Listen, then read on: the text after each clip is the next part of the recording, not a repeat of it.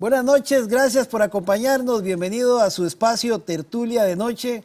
Como cada miércoles nos encontramos aquí a través de canales 14 y 16. Muy agradecido con todos los televidentes y la audiencia de Canal 14, puesto que este programa ha salido entre los preferidos de la audiencia de la zona norte y del canal. Así que agradecerles a todos, sobre todo ahora que Canal 14 a partir del 15 de este mes ya entró en HD, el nuevo formato, la digitalización que se ha venido impulsando en este país, que es el cambio de formato de televisión análoga a digital.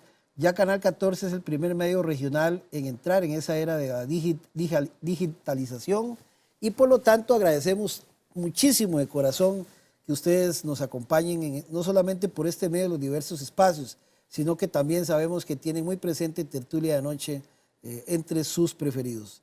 Gracias y esperamos seguir mejorando cada vez más con el propósito de llevar toda la información, educación, debate, en fin, todos los análisis políticos que aquí hacemos cada semana. De verdad, muchísimas gracias por seguirnos y también a quienes nos siguen a través de nuestra página de Facebook, TVN 14, gracias por estar con nosotros. Hoy vamos a conversar con el diputado Dragos Dalanescu, diputado que ha estado en el ojo del huracán en medio de toda una tormenta política en este país por el caso de la Unidad Presidencial de Análisis de Datos, la llamada UPAD, que la semana pasada, precisamente hace 8 días, el presidente de la República, Carlos Alvarado, compareció ante los diputados. Primero dijo que no iba porque era inconstitucional, bueno, después dijo que iba porque después iban a decir que él andaba escondiendo algo y al final fue a la Asamblea Legislativa y se presentó una sesión que inició a las 9:30 de la mañana y se extendió hasta las 6 de la tarde. ¿Qué dijo Carlos Alvarado? Entre tantas cosas, le puedo decir a los costarricenses que a nadie se le espió, a nadie se le durmió su información personal, nadie se hizo de un 5 con esto y se hizo en el marco del bloque de la legalidad existente. Todo lo que se buscó fue hacer de buena fe por profesionales que le estaban dando lo mejor de su trabajo al país, afirmó Alvarado. El gobernante dijo sentirse satisfecho con el espacio, pese a que en su criterio no fue el idóneo. Afirmó que ahora el proceso judicial sobre el caso deberá seguir su curso. Espero que esto me dé la oportunidad de redoblar esfuerzos y enfocarme todavía más en lo que hoy importa al país, que salgamos de la pandemia, que podamos tener las vacunas, que generemos el empleo que se está esperando para Costa Rica y también la estabilidad económica, afirmó Carlos Alvarado. Tras la declaración, el presidente de la República se retiró del plenario sin tomar preguntas adicionales de la prensa. Recuerde que este caso UPAD fue algo que el gobierno estableció, ¿verdad? Que luego se vio que se estaban pidiendo algunos análisis o algunos datos privados de la gente.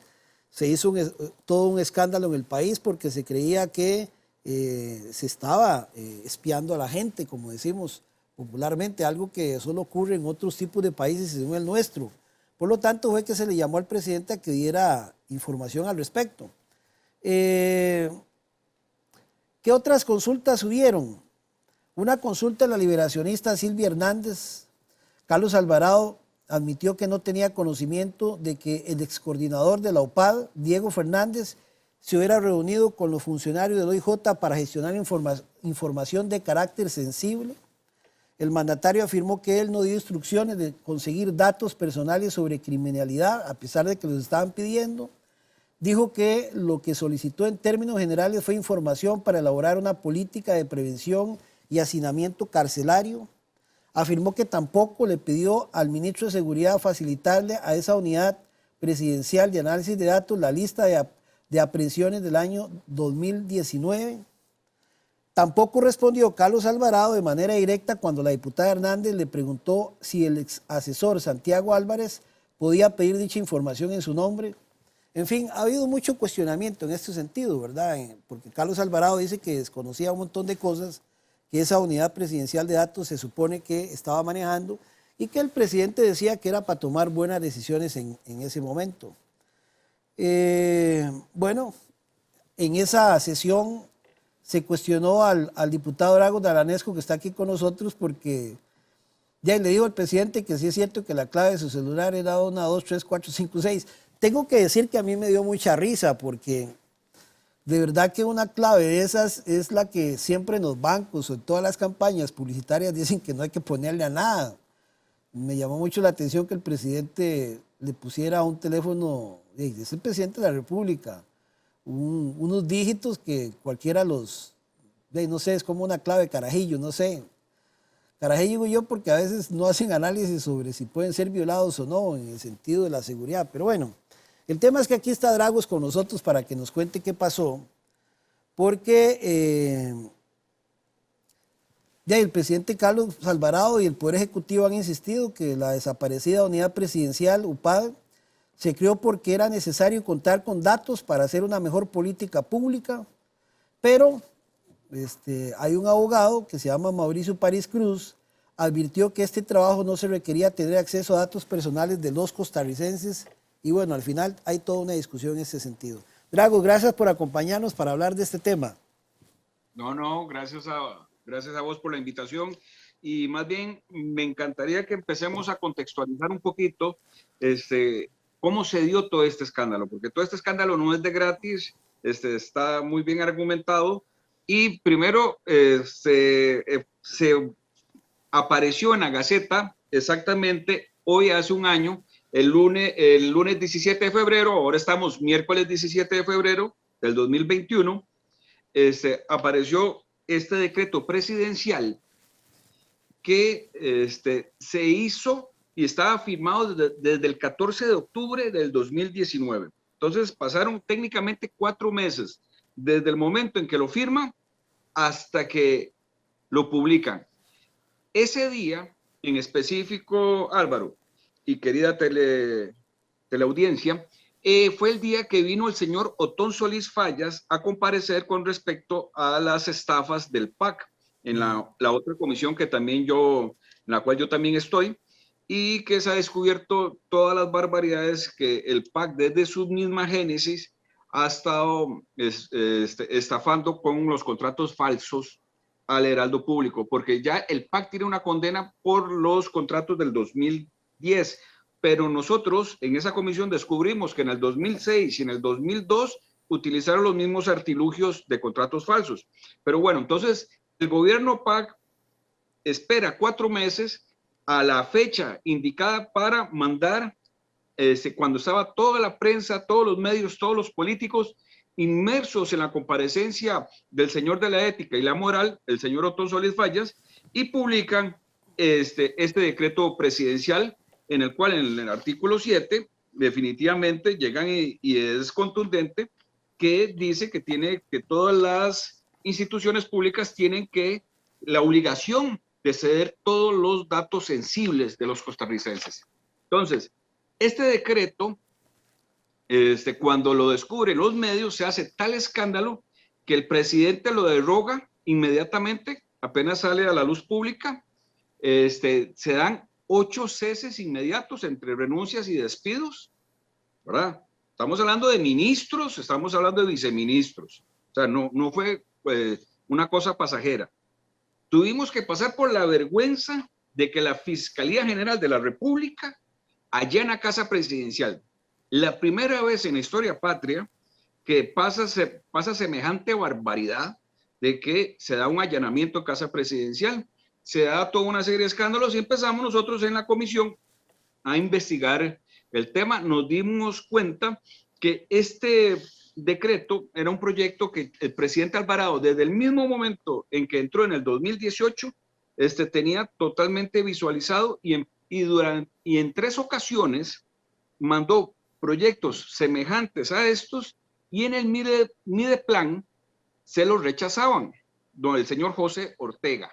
Don José Ortega le rechaza en 3 ocasiones este decreto y en la 4ª vez que lo pasan, ya no se lo pasan por las manos de él para que él lo rechace y lo mandan directamente a Casa Presidencial, firmado por el viceministro. La señora Pilar Garrido no quiso firmar el documento, no se expuso muy inteligentemente y lo firma el viceministro que apenas se da cuenta del escándalo, renuncia por decoro y Entonces tenemos que saber, y en Casa Presidencial hay una sección que se llama, una oficina que se llama leyes y decretos, que antes de que salga cualquier cosa publicada en la Gaceta, lo revisan. Pues la gente de leyes y decretos llegan y nos dicen que de la oficina Casa Presidencial nunca le pasaron este decreto, que los obviaron y que los mandaron directamente a publicar cuando ellos creyeron que era conveniente. Entonces, en la oficina Casa Presidencial sabían muy bien de lo que estaban haciendo. ¿Por qué yo digo, Álvaro, que sabían muy bien de lo que estaban haciendo? Porque parte de las preguntas que yo le hago al señor presidente era de cuando el señor estaba presidiendo el IMAS, del 2014 al 2016. No sé si se acuerda usted. Ok.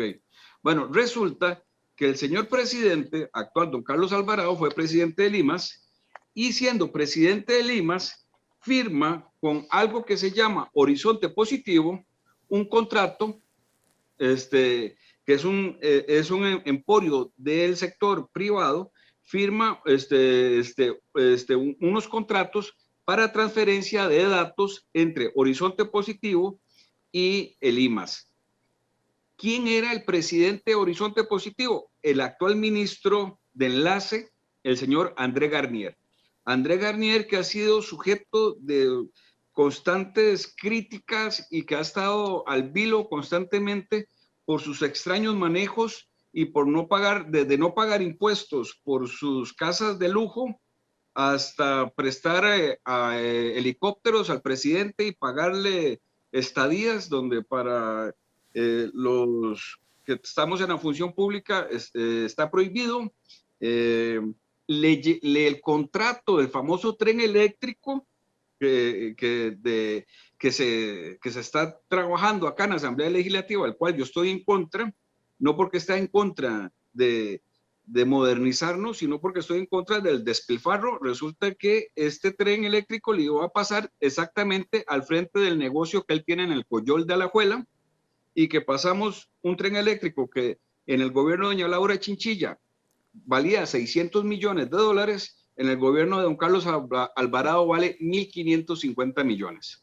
¿Verdad? Vean ustedes de lo que estamos hablando y cómo es que se ha ido manejando. Entonces, Álvaro, cuando el señor presidente pone la institución del IMAS junto con Horizonte Positivo a buscar información, era una batería de preguntas amplísima, desde cómo botas usted la basura, quiénes son sus vecinos, cuánta gente vive en su casa, qué religión profesa, perdón, qué preferencias sexuales tiene, y si usted tiene conflictos familiares por la preferencia sexual que se tiene.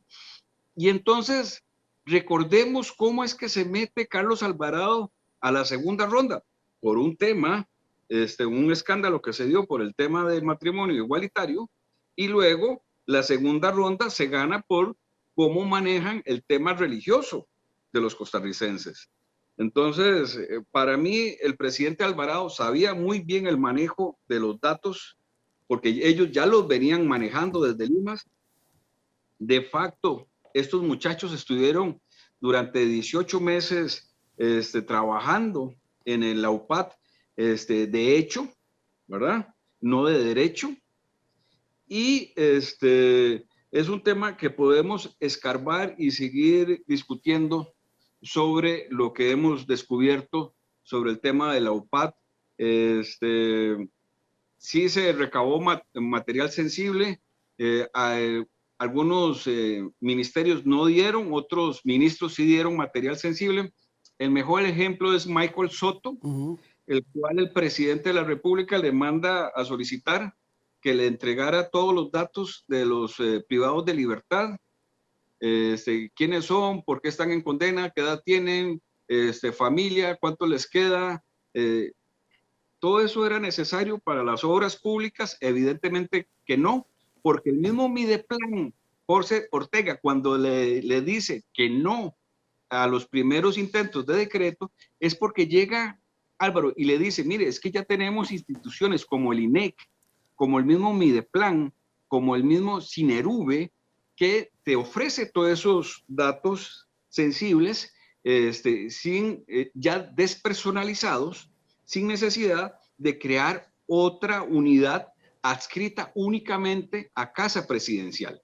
Entonces, yo creo que es muy importante que la gente entienda que nosotros no estamos en contra de la información de datos y nos parece magnífica y nos parece correcta. Ya existen instituciones al servicio del pueblo costarricense, al servicio del Estado, que ya ofrecen ese tipo de información, y que una cuarta herramienta adscrita únicamente a Casa Presidencial, que únicamente le iba a dar la información al presidente de la República, ya estaba totalmente salida de entorno. Que ahora la gente que es afín al gobierno, los medios que son afines al gobierno, tratan de deslegitimar y tratar de decir que aquí no ha pasado nada. No, señores, aquí lo que pasó fue muy grave, muy serio, y por eso fue que se allanó Casa Presidencial, ¿verdad? No fue de gran. Dragos, bueno, Mauricio París Cruz, que también compareció ahí en la comisión legislativa que usted está y que investiga el caso, afirmó que con el decreto que creó el OPAT, el Poder Ejecutivo limitó el derecho a la privacidad, el cual es un derecho fundamental sin que existiera una justificación. Criticó además que el funcionamiento de la OPAT pasó 4 meses o más sin ser público ni transparente y que es la Presidencia de la República la responsable del uso que se le dio a sus datos. También expuso su valoración jurídica respecto al manejo de datos personales de los costarricenses en relación con el caso PAT.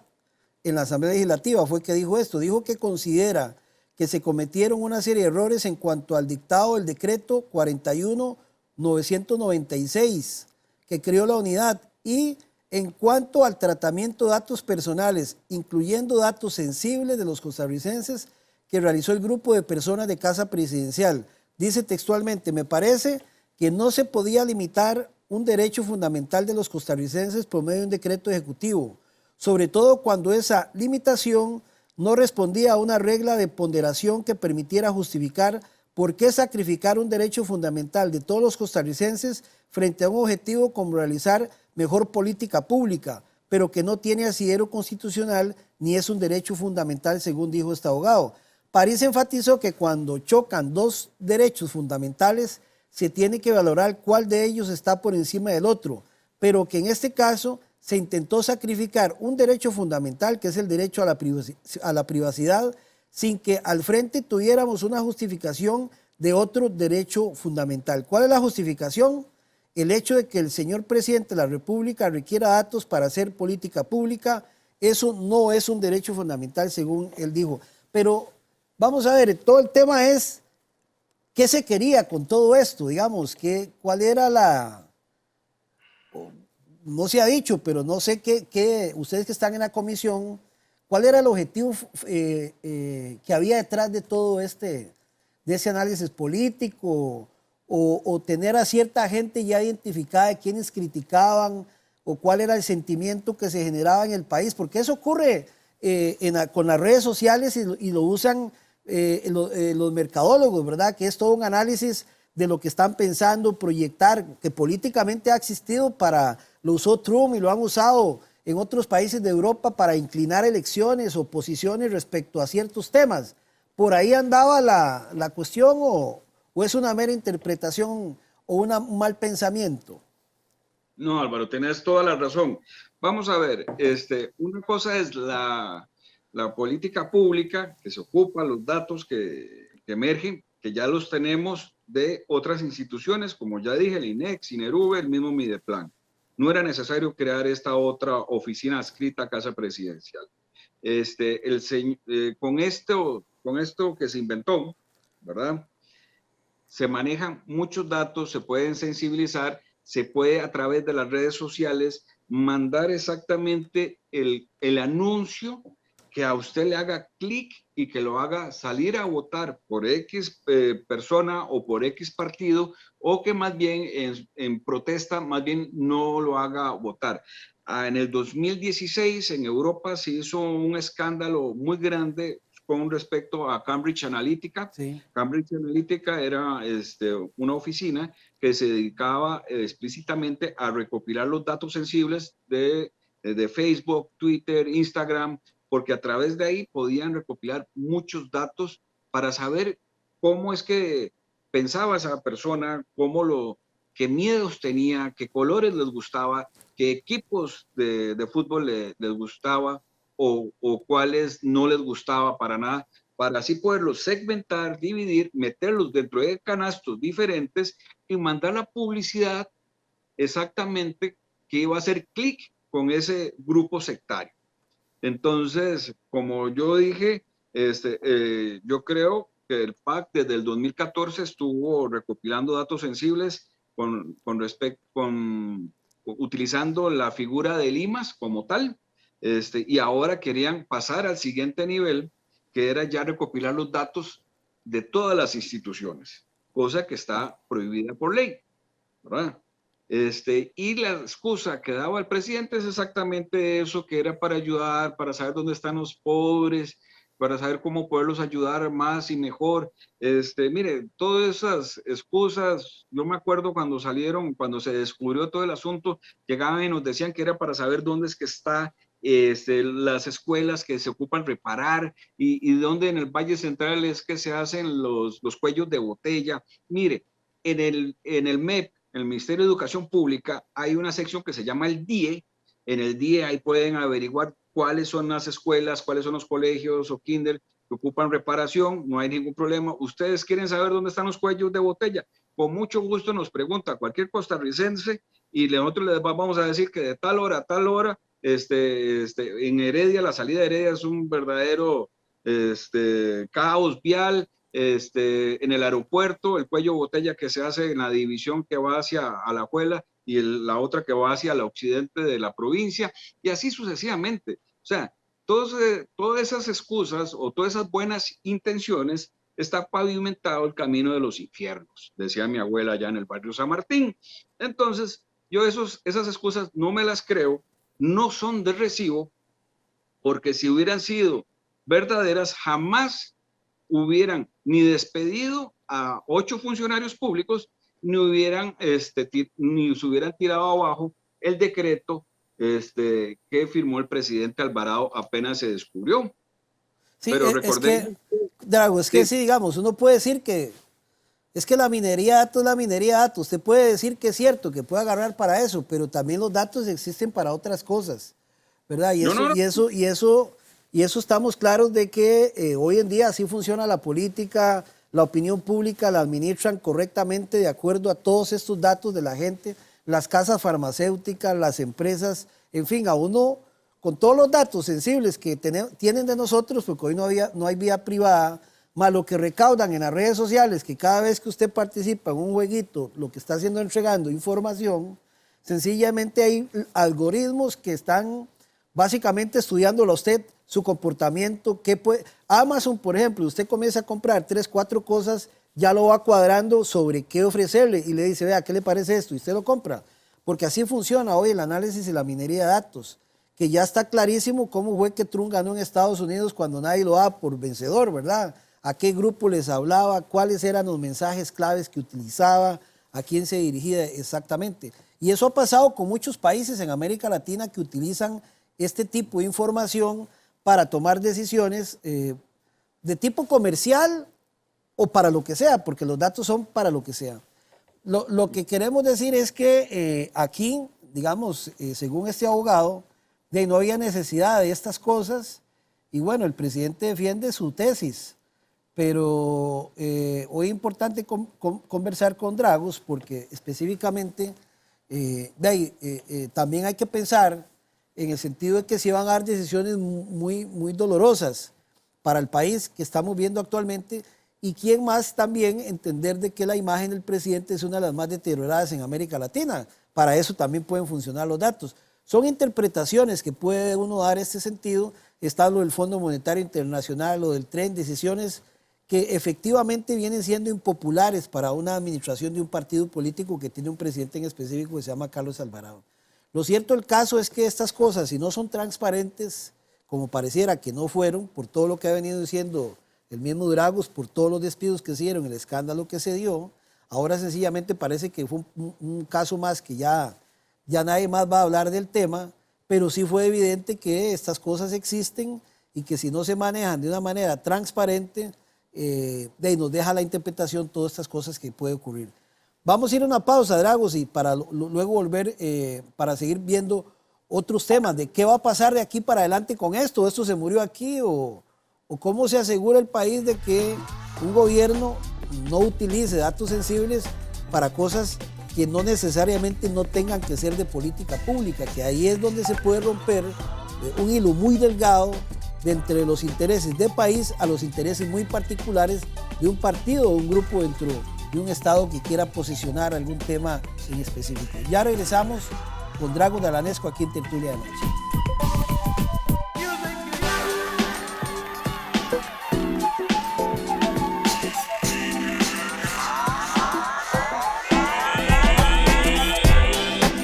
Bien, continuamos con Tertulia de Noche, compartiendo hoy con el diputado Dragos Dalanesco sobre lo que se discutió en la Comisión de la Unidad de Datos Presidencial UPAT, que fue una comisión legislativa hace 8 días donde estuvo el presidente de la República ahí compareciendo y otra gente más en una comparecencia que fue de las 9:30 de la mañana hasta las 6 de la tarde. Dragos, al final de la comparecencia del presidente, bueno, ¿qué pasa? Ustedes como comisión tienen que dar un dictamen al respecto, igual que otros que comparecieron, o cuéntenos cuáles son los pasos que van a seguir ahora después de lo que ocurrió la semana pasada. Ok, bueno, entonces nosotros se hace un dictamen, ¿verdad? Es muy probable que quede 6-1, que exista un dictamen de mayoría, el PAC, doña Carolina Hidalgo, va a decir que el presidente tiene la razón. Nosotros vamos a argumentar por qué lo que hizo el presidente de la República fue incorrecto, que raya en lo inconstitucional y en la ilegalidad, y se da y queda para, y se manda al Ministerio Público las averiguaciones que nosotros hicimos. Ya el Ministerio Público como tal, un poder diferente dentro de la República de Costa Rica, le toca a ellos llevar toda esa información más lo que ellos han recopilado, ¿verdad? Que ahora podemos hablar sobre la recopilación y todo lo que ellos están guardando y la investigación que ellos están haciendo. Eso luego lo presentan a un juez de la República y el juez de la República decide si va o no va a juicio, si hay suficientes datos e información para juzgar al presidente Carlos Alvarado. Ahí está el tema suyo, que fue lo que más llamó la atención de cómo usted se entera de que es 1, 2, 3, 4, 5, 6 la clave del presidente. No. ¿Cómo fue el tema? Explíqueme. Porque Vamos eso a ver. Primero que todo, yo nunca me di cuenta que esa era la clave del señor presidente. Si usted entra a Google, y llega y pone cuál es la clave de los olvidadizos, se va a encontrar que es 1, 2, 3, 4, 5, 6. Hace como un mes el presidente dijo que se le había olvidado la clave de su teléfono, ¿verdad? Y cuando entonces la gente, los expertos en el Poder Judicial ya llegaron y dijeron que no había ningún problema, que ellos tenían la capacidad suficiente para abrir el teléfono sin necesidad de que diera el código, pues ya está. Él mandó los 4 códigos que él creía que eran los que abrían su teléfono. Y yo lo que le estaba tirando era una chota, ¿verdad? De que como él se le olvida todo al presidente y como en la misma comisión llegó y dijo que se le había olvidado, porque nosotros le preguntamos, esta fue una comparecencia de más de 8 horas de largo, ¿verdad? Se le preguntó, él decía que se le había olvidado, que no precisaba, que no recordaba, que no leyó el decreto. O sea, ¿quién se va a creer que el presidente, después de tanto tiempo estar pulseando, sacar ese decreto, diga que no lo leyó? Por Dios. Y entonces yo, en son de chota, llego y le digo, bueno, presidente, y la clave no es 1, 2, 3, 4, 5, 6. Él inmediatamente me responde que mi pregunta es malintencionada. Y ya yo no pude darle réplica porque ahí se me quedó el tiempo mío y ya yo no pude preguntarle más. Pero en ese momento nadie, o sea, no sé si el presidente, yo creo que el presidente respondió a la chota de lo que yo le dije, porque él inmediatamente se dio cuenta que yo estaba choteándolo. Pero después de una hora y media después, me despierto con el escándalo que está haciendo la Fiscalía General de la República, de que doña Emilia Navas está solicitando a la OIJ que haga una investigación porque de dónde se había fugado información sensible y así sucesivamente, a lo cual yo solamente digo, oiga, eso fue una chota nada más, que la pegara, pues, ni que fuera Madame Gandara, ¿verdad? Mejor voy y me averiguo cuál es el gordo navideño o qué va a salir el próximo domingo en la lotería y resuelvo un montón de problemas. Pero si yo realmente tuviera información y tuviera el expediente de lo que ellos están averiguando ahí en el Poder Judicial, ¿ustedes creen que yo no hubiera utilizado toda esa información para entrar y hacerle preguntas directas, incisivas, con respecto a la investigación, en lugar de quemar una clave? Y además, como usted mismo dijo, Álvaro, ¿a quién se le ocurre que un presidente de Estado va a tener los secretos del Estado con una clave 1, 2, 3, 4, 5, 6? Bueno, aquí está el gobierno de los más preparados, aquí está la gente del PAC. Mire, yo la verdad es que a mí me dio mucha risa, Dragos, porque sí, efectivamente, yo no quiero dudar de la inteligencia del señor presidente, él ya habrá y sus criterios, pero de ahí uno se imagina, si este presidente tiene en su teléfono 1, 2, 3, 4, 5, 6, ¿cuál será la clave de la maleta atómica de John Biden, por ejemplo? De ahí no, digamos, uno dice, por Dios, pero es que, ¿qué será? Que el señor presidente no ve ni las campañas que el mismo IJ hace, que no pongan claves de números consecutivos. Si eso se lo dicen hasta los carajillos, ¿cómo va a pensar él? No sé, es que la verdad es que es un poco preocupante porque pareciera una estupidez o un poco risible por eso, o que él tomara lo suyo como para hacer un boom de que le estaban, porque él ha dicho que él es víctima de un montón de cosas, ¿verdad? Yo no puedo juzgar si es cierto o no mentira, pero también estos son truquillos que se utilizan, ¿verdad? Uno podría decir, ¿será que Drago se puso de acuerdo con el presidente para desviar la conversación de algo, digamos, me van a perdonar la palabra, tan estúpido, tan raro como poner una cuestión de una clave 1, 3, 4, 5, 6? Y todavía me hace más gracia una noticia que salió de un periódico en Amelia Rueda. Dice que la fiscala general Emilia Navas se inhibió de la investigación por la aparente filtración de información del caso que ella dirige sobre las operaciones de la Unidad Presidencial de Análisis de Datos. De acuerdo con la Oficina de Prensa del Ministerio Público, la decisión de separarse de la pesquisa se dio el 10 de febrero pasado, inmediatamente después de que la jerarca solicitara al director del OIJ, Walter Espinosa, indagar la supuesta divulgación de elementos del mediático expediente. Y también luego, por supuesto, de que usted, como diputado, en su interrogatorio al mandatario, ese mismo en el plenario sugirió una de las contraseñas del mandatario momentos después que se hiciera referencia a una noticia de que el gobernante aparentemente se le había olvidado. ¿Qué opina usted de esos, Dragos? Yo lo que sé, Álvaro, es que los PAC son expertos en crear cortinas de humo. Con el tema de la UPAD, esta sería la segunda cortina de humo. La primera cortina de humo se la hicieron a doña Catalina Crespo, la defensora de los habitantes. No sé si se acuerda. Sí, claro, que no aparecía un audio. Los famosos audios, la trajeron aquí a la Asamblea Legislativa, le hicieron una comisión y querían echarla a la pobre mujer, porque se desaparecieron los audios que ella hizo cuando fue a reunirse a Casa Presidencial con respecto al presidente Alvarado, del tema de la UPAD, donde esta señora apenas tenía un año de haber llegado a su trabajo donde está ahora, en la Defensoría de Derechos Humanos, y en la cual tiene alrededor de 160 empleados que ella no los puso, que ya venían de administraciones pasadas, y que se demostró que a esta señora, los mismos empleados fueron los que le desaparecieron el audio. Entonces querían cobrarle a ella lo del audio. para mí eso fue cortina de humo, al igual que la cortina de humo que se está creando con respecto al 1, 2, 3, 4, 5, 6. Yo creo que puede hacer que le salga muy mal la jugada al gobierno de la República, al presidente Alvarado, si él realmente aceptó que ese era el código. Qué suerte que nosotros no tenemos armas nucleares en Costa Rica, ¿verdad? Qué suerte, ¿verdad? Porque si esos son los códigos que utiliza un jefe de Estado, del gobierno PAC, híjole, ¿verdad? Pero bueno. Drago, ¿y usted ya lo ha llamado la fiscalía para preguntarle sobre eso?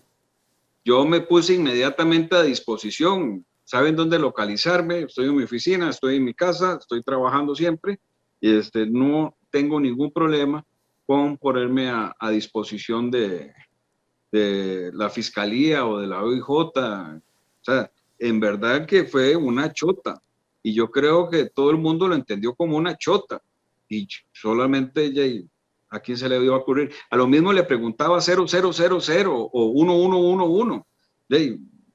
Dije esa por decir una, ¿verdad? Pero bueno, pasó todo esto. Yo creo que es una cortina de humo, Álvaro.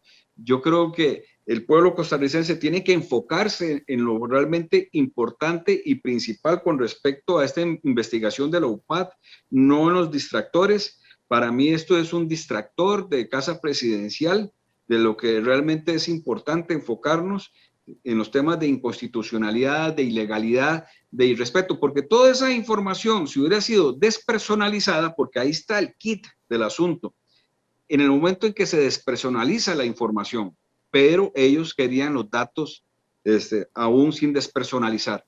Dragos, y no tienen información, bueno, no sé, me imagino que eso lo arrojará la investigación final, si tienen algunos datos de gente que realmente es preocupante, digamos, que se pueda dar. Yo me acuerdo que cuando creo que fue don Jorge Corrales, exbanquero, comenzó a hablar, comenzaron a criticarlo un poco sobre cosas que él hacía.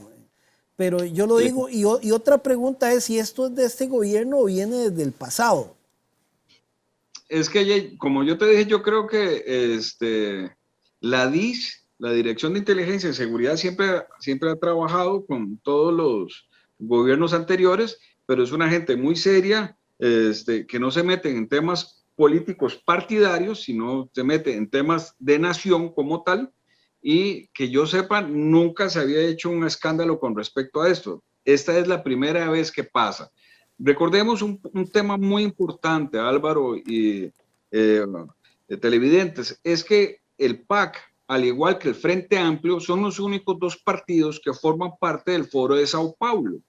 Foro de Sao Paulo, donde están toda la línea izquierda de Latinoamérica, donde ustedes lo fundaron personajes como Lula, como Fidel Castro, Raúl Castro, Chávez, Ortega, los Kirchner, Evo Morales, o sea, figuras de figuras, y que este tipo de cosas lo utilizan en sus respectivos estados para mantenerse en el poder. Entonces ellos vienen ya con una línea de pensamiento, de estructurar, de trabajar, y parte de eso es crear este tipo de unidades especiales para recopilar datos. Y especialmente a quienes ellos les interesa recopilar datos para averiguar es a periodistas, medios de información, empresarios, políticos que les adversen, ¿verdad? Entonces, vamos a seguir viendo, observando. Me llamó mucho la atención la agilidad en que la Fiscalía General de la República accionó con respecto al 1, 2, 3, 4, 5, 6, mientras que nos tenemos años, meses, semanas de estar esperando temas de resolver como el cementazo, como el llamberazo, como miles y miles de asaltos y de asesinatos que se dan. Vea usted qué agilidad tuvo la fiscal general hoy hace una semana con respecto al tema de la UPAD y la famosa divulgación de datos sensibles de la investigación. ¿Qué voy a tener yo datos sensibles de la investigación? Como dije hace un rato, si hubiera tenido datos sensibles, hubiera hecho preguntas directamente sobre el tema, ¿verdad? Ok, Mucho más interesantes. antes de cerrar este capítulo, porque nos quedan pocos minutos y quiero preguntar un par de cosas de otro tema, entonces debemos esperar todavía a una resolución de la comisión. Me imagino que habrá dictamen de mayoría y de minoría, además de lo que pueda investigar la fiscalía por del 1 al 6, para decir algo. Así es, ¿verdad? Efectivamente, Álvaro, efectivamente, así será. Dragos, otro tema que es que la sala de casación desestimó causa contra usted por un supuesto contrabando, que es algo que que le habían cuestionado en este país después de todo lo que usted ha dicho. ¿Cómo se siente después de tanto tiempo en esto? Mira, eso se dio exactamente, Álvaro, cuando yo quería abrir la comisión de estafas del PAC. Yo estuve durante más de un mes tratando de buscar los votos necesarios para crear la comisión. Se ocupaba 38 votos y hubo un zipizape con el diputado que luego fue ministro de la presidencia, don Víctor Morales, y nos tuvimos nuestro encontronazo y me amenazó con un tema que iba a venir. Cuando yo me despierto con un día en la mañana con La Nación en la primera portada, diputado Dolanesco, investigado por la Fiscalía de Narcotráfico, me voy yo en carrera, me presento al Ministerio Público, me doy cuenta que el nombre mío salía ligado a una investigación que se había hecho hace 12 años, que un juez de la República había desestimado y había enterrado, y que la señora fiscal general retrotrae única y exclusivamente el nombre mío de un montón de gente que había sido investigada principalmente porque mi teléfono nunca fue investigado, nunca se escuchó, y en más de 300 folios, Álvaro, solamente se me nombra en 3 ocasiones, Pero y era un en esas 3 contrabando de ocasiones, licor. exactamente, y era sobre por no pagar impuestos.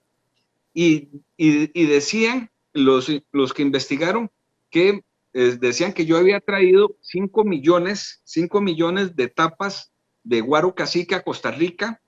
Imagínate, y yo me puse a investigar cuánto botellas de guaro produce la FANAL anualmente. Entonces produce alrededor de 350,000, 400,000 botellas anualmente. Entonces yo me puse a hacer el cálculo que si yo me traje 5 millones de tapas, eso significa que le quité el negocio a la FANAL durante por lo menos más de 10 años, 10, 11 años, yo le quité el negocio a la FANAL y solamente yo vendí guaro en Costa Rica.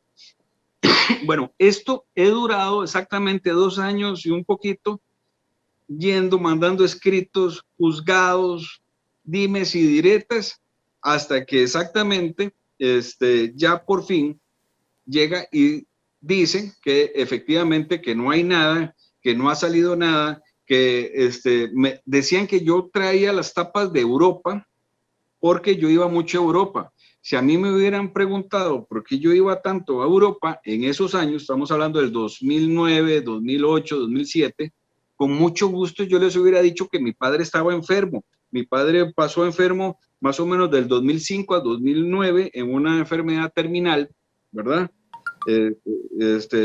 Y yo viajaba muchas veces a Europa, a Rumanía, a cuidar a mi padre. Entonces yo pasaba temporadas, yo me iba 1 mes, 2 meses, cuidaba a mi padre.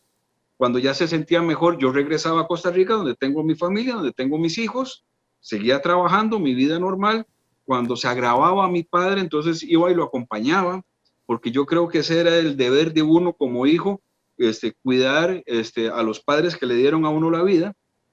Y entonces, esa era la explicación de por qué es que yo iba a Europa, y no era que yo venía cargado las maletas con tapas de guaro cacique y esas cantidades de 5 millones de tapas. Entonces, todo era ilógico, toda esa investigación. Nadie fue llamado para comparecer en los años que se hizo la investigación, y extrañamente, precisamente para la época en que yo estaba queriendo crear la comisión de estafas del PAC, qué extraño cómo se mueve la política en Costa Rica, que a mí retrotraen un asunto que ya estaba cerrado, que yo nunca había sido sabido que había aparecido mi nombre en esa investigación, que no era ni mía, que era de un familiar político mío, el ex esposo de mi madre. O sea, yo nunca tuve nada que ver, pero en La Nación ponen esos titulares de algo que era de no pago de impuestos, como la fiscal general luego lo manda a la Fiscalía de Narcotráfico. Porque, señoras, ¿cómo se destruye la vida de un político normalmente? Uno, te ligan con el narcotráfico, o dos, te ligan con abusos deshonestos de índole sexual.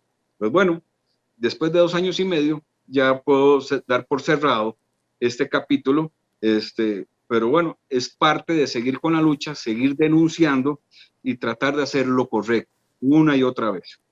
Excelente, Dragos. Nos quedan 6 minutos, pero voy a aprovechar para pasar la página y leer rápidamente porque ya vienen digamos, los juegos políticos en los partidos. Hay un informe de consultores Opol sobre una encuesta política de febrero del 2021. El 11, 12, 13 y 14 de febrero, el periodo en que se entrevistaron 2.800 personas. Básicamente es identificar los porcentajes de preferencia de los partidos políticos, intención de voto de liberación de la Unidad Social Cristiana, figuras políticas en opiniones positivas y negativas. En fin, vamos a comentarles algunos datos. 50.8% de hombres y 49.2% de mujeres, que es la población encuestada.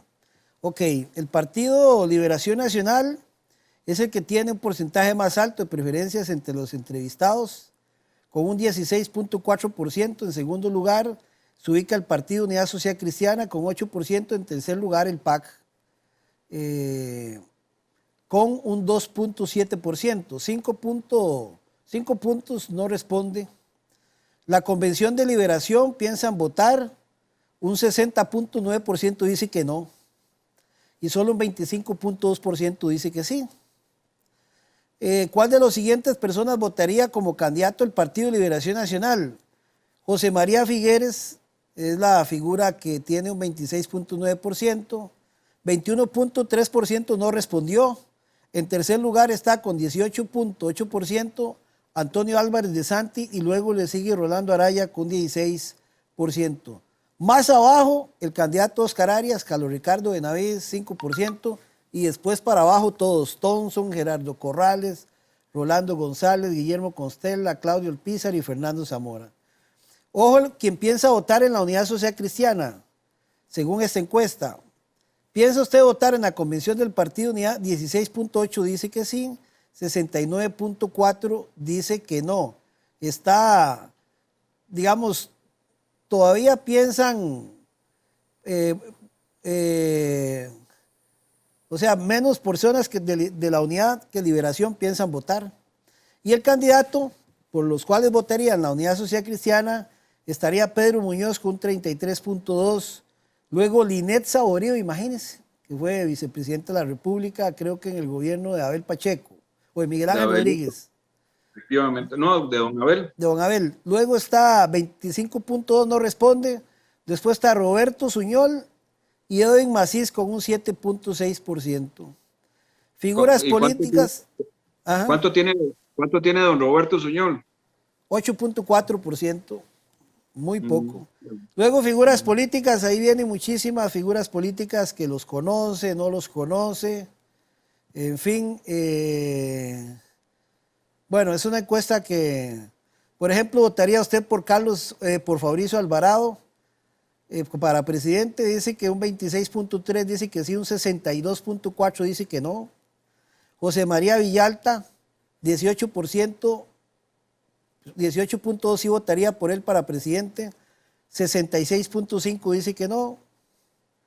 En fin, ahí vienen Álvarez de Santi, bueno. Pero bueno, queríamos comentarle sobre Ana Elena Chacón, que es una figura del PAC. ¿Votaría usted por Ana Elena Chacón como presidenta? 2.9% dice que sí, 77.1% dice que no. Vamos a ver qué otras figuras. Natalia Díaz. Bueno, otra figura del PAC aquí. Marta Zamora. ¿Votaría usted por Marta Zamora? 78.8 dice que no, 1.5 dice que sí. Edwin Macís, 78.6% no votaría por él para presidente, 1.4 sí. Welmer Ramos, solo 1.3% lo apoya, 78.5 no. Bueno, estos son parte de lo que quería compartir. Nos queda como un minuto en general, Dragos. Un criterio. Está complicada la política entre los partidos, ¿verdad? Muy, muy complicada. Yo no veo en este momento la capacidad que lleguemos a hacer algún tipo de coalición política, de lo cual yo creo que no está bien, pero bueno, más fragmentación va a haber. Yo solamente le pido resiliencia, le pido sabiduría a Dios y al pueblo costarricense para las próximas elecciones, que no nos dejemos apantallar por la izquierda, que sabe muy bien manejarse, ¿verdad?